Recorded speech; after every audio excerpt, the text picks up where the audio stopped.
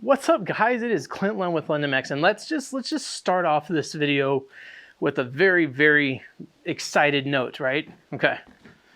Frames back from powder coat. Yes, I had to put the tank on it. I wanted to see. You know, I can't leave anything alone. I have to see how it's gonna look, you know? So we were able to powder coat this thing the original Honda color, guys, which pretty stoked about because that's the original. I listened to you guys. I did it again. I did a thing. So on the last video, when we took this thing apart and dropped it off to powder coating, I asked you guys, what color should we do the frame? Black? Should we chrome it? Blue? Pink? Whatever. We came up with keep it OEM. I read your guys' comments. Keep it OEM. So my homies, Mound House Powder Coating, guys, they are top notch. The absolute upper echelon of powder coating, coatings and like they also have a heat treating thing. They have welding services, fabrication. They did the Wizuki fabrication. They've done a lot for me, like, but they seriously are the best company I've ever dealt with. And I pay cash for everything that they do for me. And so don't think I'm getting anything for free.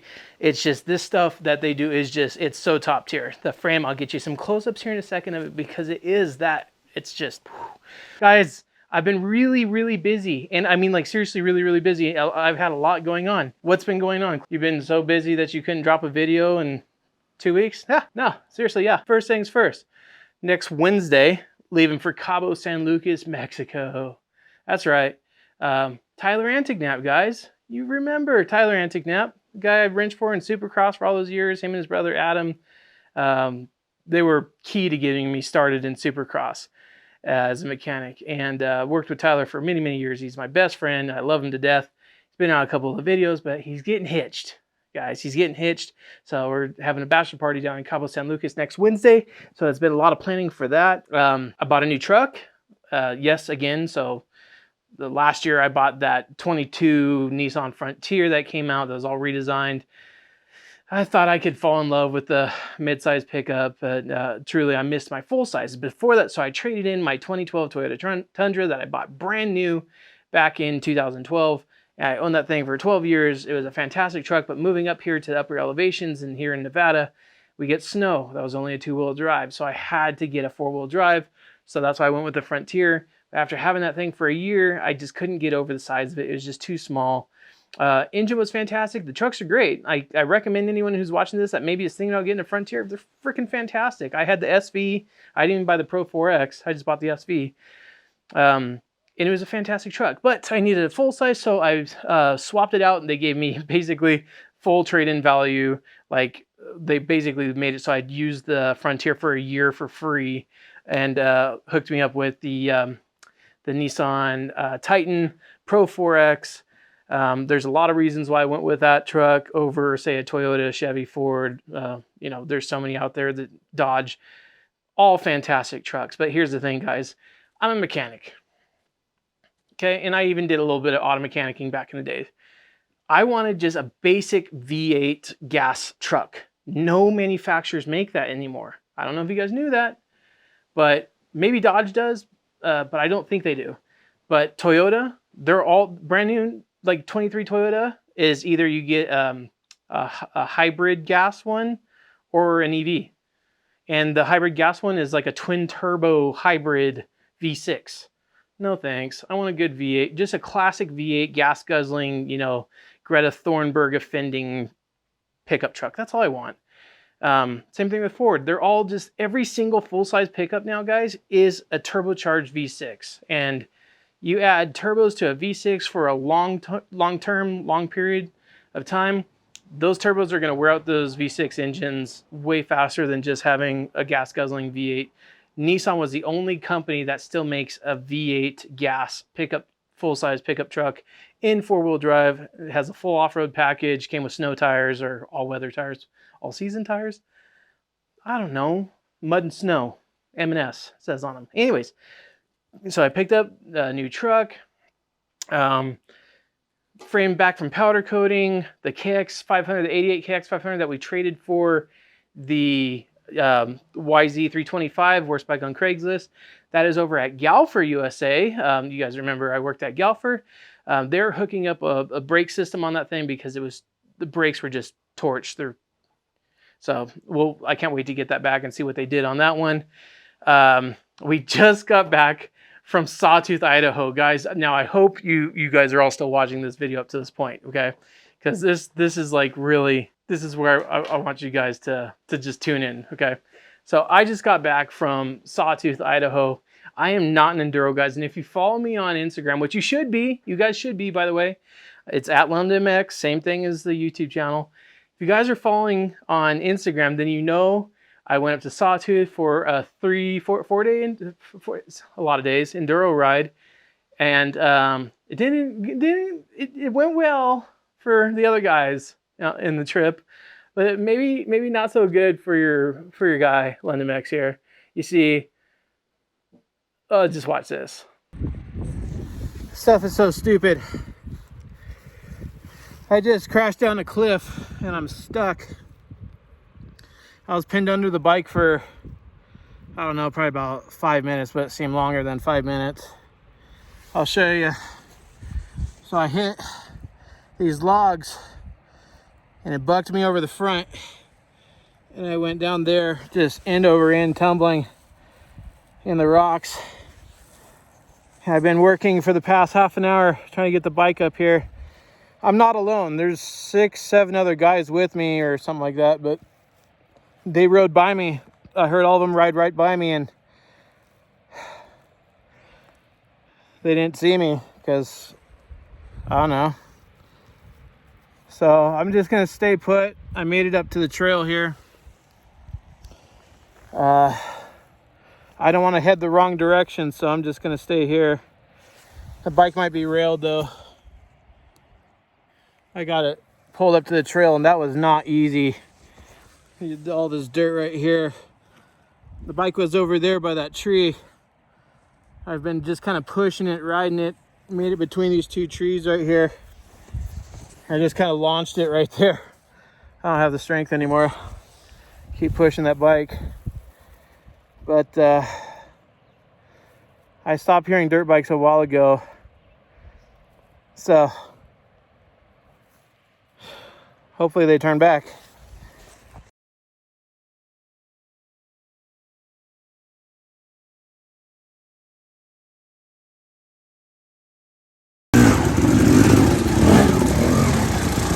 Yeah, Paul.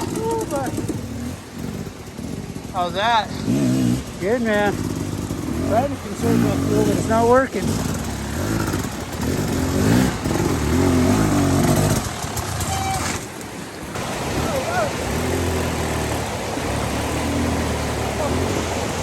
So much fun.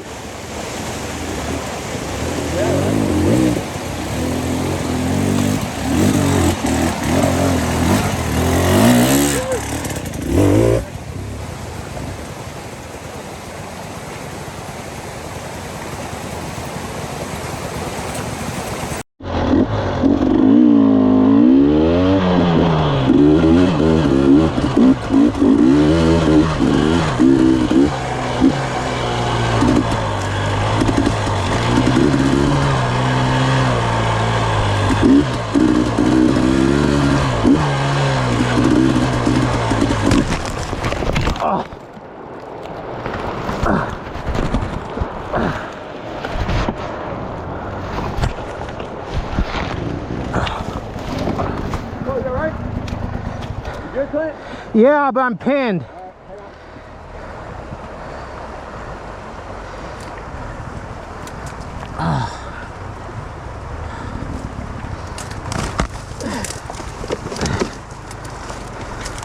Can we get the... Good? Hang on. Yeah. My foot feels funny. Kind of. Cut this fucker? Yeah. Oh, bitch. Ooh. And you jack? So yeah, I went off a cliff, and you know, like when things like that happen and you're tumbling and flying down a cliff and the bike's landing on you and it broke my rib and it still hurts to this day. But when things like that happen, like when you finally stop crashing, you're like sitting there going like, all right, am I okay? Let me see. Wiggle my toes, check the balls, like, okay, I'm all here. Yes, it hurts, but I can walk. Okay, great. And then I still had to push this bike up this cliff and get riding with the pack. And then from there, guys, it was endless stream crossings, water crossings. It was absolutely the worst 70 miles. And the worst part was the last 5 miles. The last 5 miles.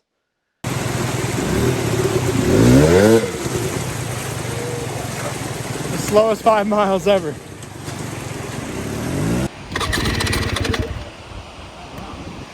Yeah, the throttle sticks. Be careful. If this isn't steep, Jerry, I don't know what is. Fucking mint.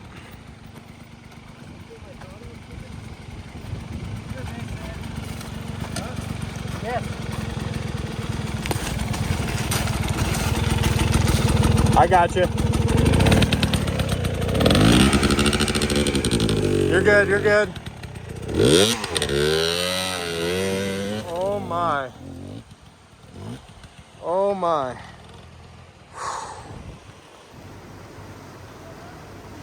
Now it looks like Sean wants to go. Jeez Louise. Trying to help everyone through. The pro wants to show everyone how it's done. Look at this guy. No problem. This is what we've all been waiting for. Holy crap.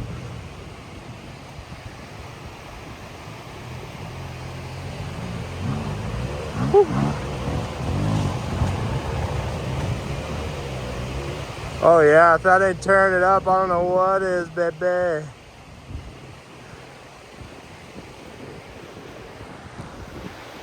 You feel me? Yeah, the last 5 miles were the longest 5 miles ever, just because each foot of that mile was so slow. It was just gnarly, guys. So anyway, but hey, that new gas, the 22 gas 300 is an absolutely rad bike. That thing is so cool. Digging that. Gosh, what else? So many things. It's hot. That's one thing too. I want you guys to realize right now, like, I'm not going to be cranking out videos when it's hot like this. I think it still is like 85 right now or 89 outside. I have the garage cracked and it's hot. So when it's this hot, you don't necessarily want to come out and start working on dirt bikes. So let me show you one other thing that we got that's pretty cool. I tried to pre-open everything so I wouldn't be struggling like a... Yeah, anyways, check this out. Ventco. What is so cool about Ventco? So guys, Ventco is made it their priority to start manufacturing parts for those bikes that still deserve to be running. Let's leave it like that. They still deserve to be going. Now they got things for old Honda Elsinores. They got things for old YZs. I mean, you wouldn't believe it. So if you go on to Ventco.com, that's where I went and got this thing at. So this, guys, this, you guys know. You got to know anyway. Can you see it? Yep. This is going to be the crankshaft assembly for a 1984 to 86 Cr500. Now these guys came heavily recommended from Adam Millar, who he's my Cr500 guru, right? He's my guy. Oh man. So what's cool about these? Well, they're brand new. These are not remanufacturers. These are not like, so right now, the options for you Cr500 guys, especially that own the short rods, your options are to order a connecting rod, send in your tin can crank, which are prone to cracking, and have it rebuilt. That's your option. Or, check this out. This is from Ventco, guys.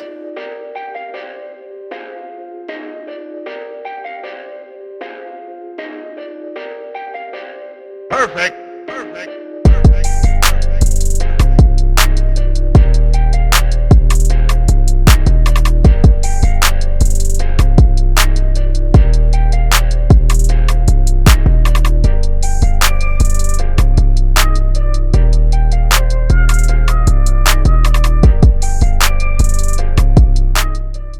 This thing is, I mean, trued. It's got the crank stuffers already installed.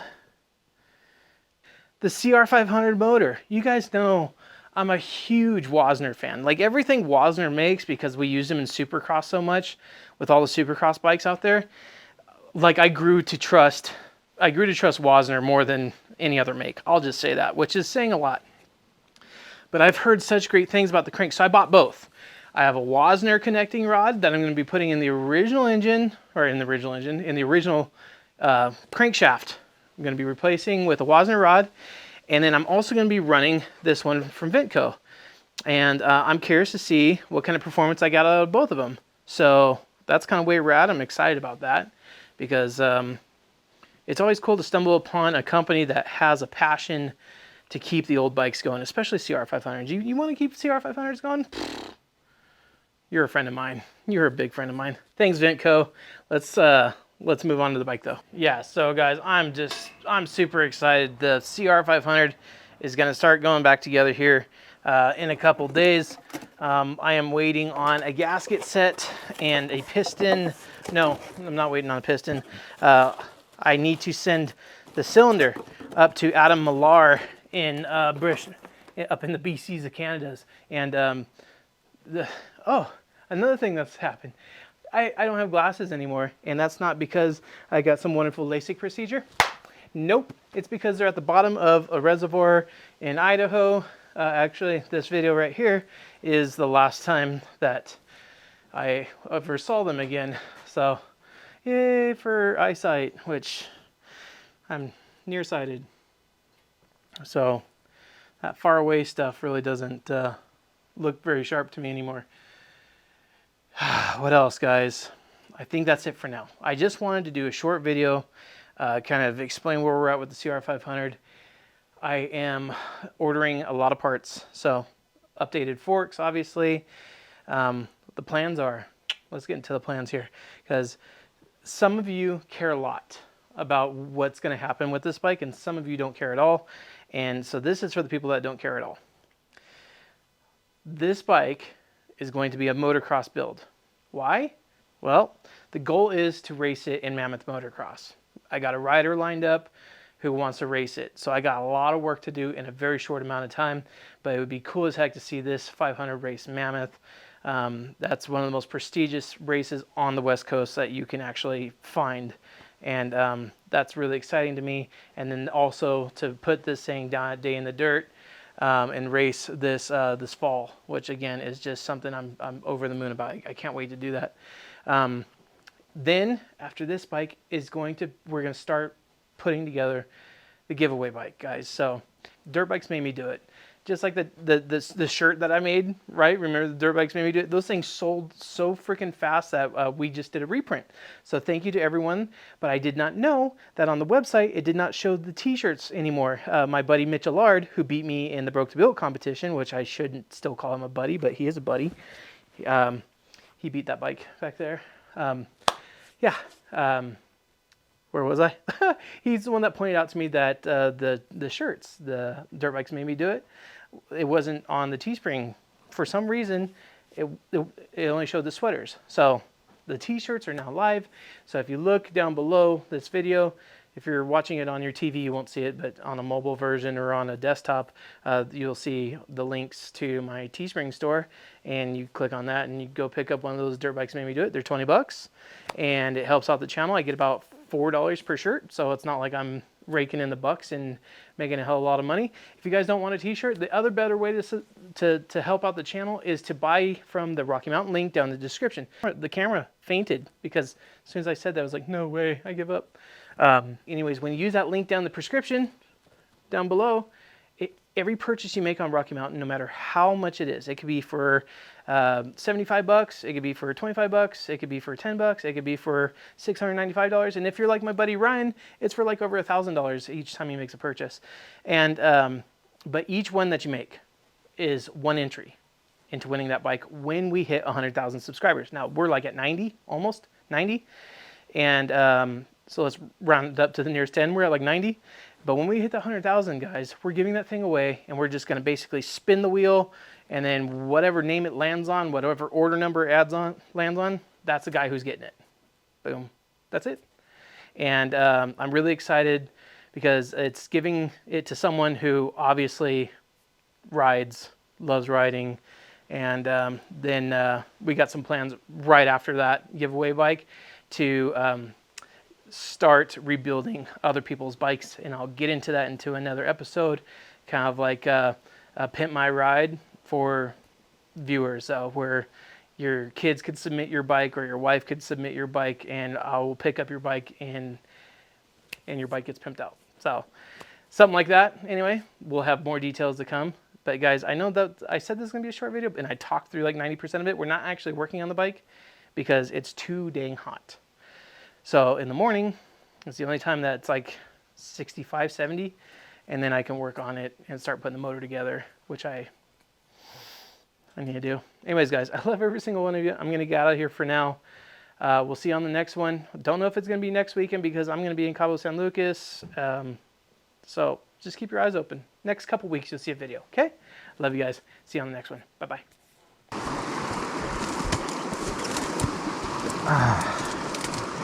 Good.